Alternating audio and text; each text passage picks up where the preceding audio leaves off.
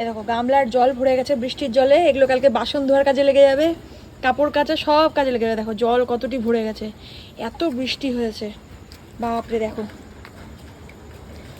উফ, পুরো ছাদ পুরো ভিজে গেছে, শ্যাওলা শ্যাওলা হয়ে গেছে পুরো রাস্তায়। দেখো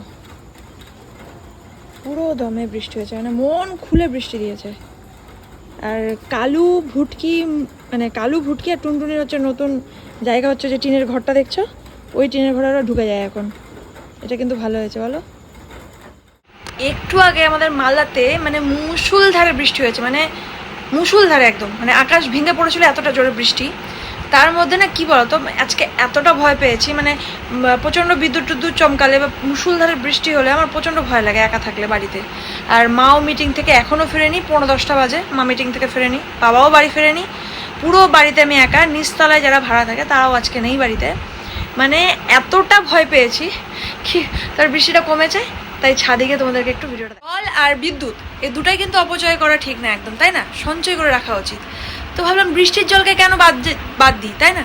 বৃষ্টির জলকে আমরা সঞ্চয় করে রাখি, ওটা কালকে বাসন মাজা তারপরে কাপড় কাচার কাজে কিন্তু পুরো লেগে যাবে। তো আমাদের মতো কারা কারা রয়েছে যে বৃষ্টির জলকেও কাজে লাগিয়ে দাও।